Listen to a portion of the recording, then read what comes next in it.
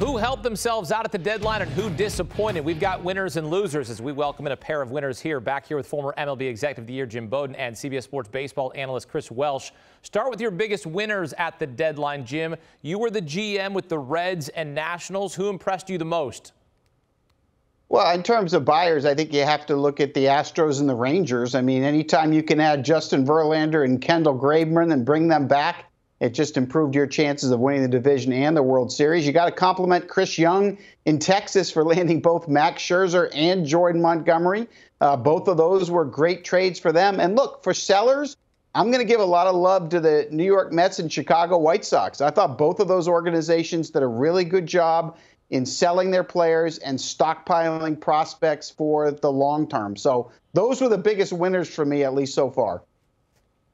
I love the Rangers. I can't not focus on the Rangers one, being able to, think of the trajectory of where this team was at the beginning of the year. DeGrom is back. We've got this rotation. Evaldi was going well. Andrew Heaney early on was going well. They were scoring. They were one of the top offenses in baseball. And then it's just kind of been hit after hit. You lose DeGrom. And what did they do? They were able to move some pieces in what is a pretty talented minor league system. And they didn't give their top guy in Evan Carter. They were able to bring in Max Scherzer, who essentially takes the DeGrom role for this year and for next year when I'm thinking about the long-term perspective. He'll be gone when DeGrom is back healthy if they don't want to make a move, and then bringing in Jordan Montgomery. So what we've now done is you've solidified a rotation for a team that should be heavily competing, and they made a smaller move in Austin Hedges, who, by the way, Austin Hedges is like the coach of coach. He is the coach of catchers out there. You get him to teach other guys. Well, they've got Jonah Heim, who doesn't need any teaching, who's a little bit injured. You just got a pro catcher who can get out there, work these guys. These catchers obviously have played a decent role in how this rotation has been successful. So I love what the Rangers did. And like a small little low-key one, I'm an Arizona Diamondbacks fan. The Arizona Diamondbacks, they didn't leverage too much. They were able to get a bat. They were able to go and get a closer. They were able to fill some needs without completely unloading the system and at least being a little bit competitive, because I really do think there's a lot of teams that just were kind of sitting on their hands, not sure how to attack this. And especially when you're like in the spot to be able to compete and win a wild card, you got to do it. And the Diamondbacks were able to do that. So I think the Rangers were one of the clear winners. And I'd also point out the Diamondbacks, from a very lower perspective, did a good job buying some pieces that were needed. All right. As for the team who disappointed at the deadline, Jim, who's your loser at the trade deadline? Well, I got two of them. I'm going to go with the Yankees and the Cincinnati Reds. I'll start with the Yankees. All they did, at least at the deadline that I've heard, is they acquired Kenyon Middleton from the White Sox, who I like, adding a bullpen piece. But look, this Yankee team needed more offense. They needed to upgrade left field. They needed two bats. I mean, you saw last night they walked Aaron Judge 3 times. If I play the Yankees, I'm walking them 4 times every night. Look, unless Anthony Rizzo and Giancarlo Stanton start to step up and swing the bat, the Yankees may end up in last place. And I really felt like the front office had to go out there and get them a bat or two. But they didn't really play on many bats. They didn't play on Jeimer Candelario of the Nationals, who got traded to the Cubs. They weren't even playing on Cody Bellinger when he was available 2 weeks ago with the Chicago Cubs. So to me, they're losers. And look, the Cincinnati Reds, they got a chance to win the division.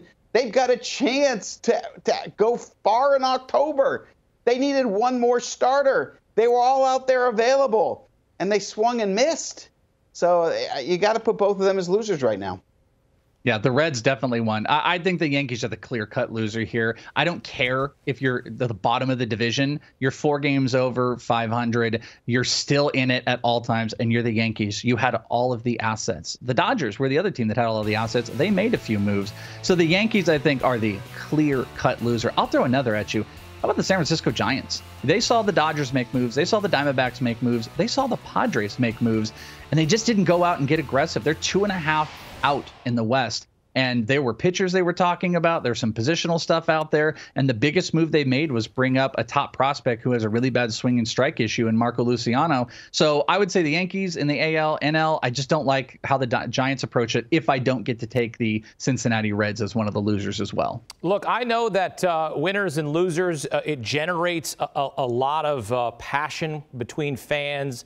And you go, oh, my team was a winner at the deadline. My team was a loser at the deadline. Sometimes a player turns out looking like a loser at the deadline. And look, Eduardo Rodriguez is a winner. He's a major leaguer. But Jim, he invoked his no-trade clause to not go to the Dodgers. I'm confused here. What the heck happened? Yeah, it doesn't make any sense to me either. They had agreed on the players between the Dodgers and the Tigers, and that would have been a huge acquisition for L.A., but Rodriguez had 10 teams on his no-trade list, including the Dodgers, and he exercised it. Now, we don't know if he was asking for more money, if he was asking them to do a contract. We don't know all the particulars behind it. But keep in mind, he's going to opt out of this contract. He had an opportunity to go to the Dodgers for 2 months and maybe 3 months and make the playoffs and have a chance at a World Series before becoming a free agent. I mean, his value should have only gotten bigger and badder and better if he was traded. Now he nixes it and he stays with the Tigers. And oh, by the way, when he opts out and gets to free agents, teams are going to look and say, why in the world didn't you go to a playoff team when it was only 2 months? So I'm bewildered. I feel bad for the Dodgers. He did have a no-trade clause, so you can't blame Eduardo. He had the right to do it. But I think Eduardo made a mistake here. Yeah, we will wait to find out what he says about it all. I mean, he says I'm not going to the Dodgers, but certainly we would love to hear some clarification on why he didn't decide to go to L.A. A lot of the time we talk about how these moves are going to work out. Will we look back and say, remember when fill-in-the-blank team added so-and-so at the deadline, helped them make a World Series run? You look back, heck, look at David Robertson and Brandon Marsh last year with the Phillies, right? They acquired them at the deadline. We said, oh, those are going to be impact players. They ended up being that. Jim, look into the future here. What's your bold prediction following the deadline? I'm going to give you 2 bold predictions. Number 1, the Houston Astros will now get back to the World Series back-to-back years. And number 2, Perry Manassian, the GM of the Angels, will be fired on October 5th, and the Angels won't make the playoffs. Wow. Oh, my. Wow. Chris, that's pretty bold. I like that. All right, I got a bold one. Jim's going to hate it. You're going to absolutely hate it. That the prospects we saw in the Mets deals will not see the light of a Mets jersey. That they are going to go out, they're going to take these assets. Steve Cohen was actually cited a couple years ago on Twitter talking about how that draft, this is more about draft picks, but draft picks have a 5 times value. And as an investor, he says, I love that type of investment. Well, prospects themselves have the same thing. They got Drew Gilbert, they got Luis Angel Acuna, they've got quite a few pieces themselves. That they are going to do 2 things. They are going to take some or all of these, and they're going to go make a big splash move, whether it is trying to get in on Soto, whether it is trying to get somewhere in the pitching market. The other thing, they're going to offer all the money that the humans can offer to Shohei Ohtani. So I don't know if this will be attached to Shohei Ohtani coming because he has to agree to it. I kind of agree. I think he will probably stay on the West Coast. I think they will offer the most money, and either as an ad or as a we just lost out on Ohtani, they're going to take all of these prospects we saw traded today, and they're going to go move them in one big deal sometime next season. Jim, Ohtani to the Mets, your thoughts?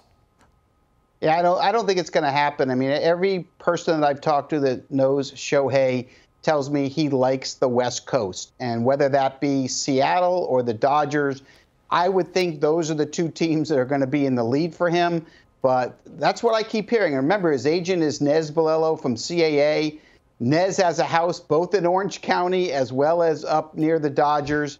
And I just kind of feel like that's where he's going to end up. Now, look, if someone goes crazy and offers him $700 million, who knows what can happen when you get to free agency.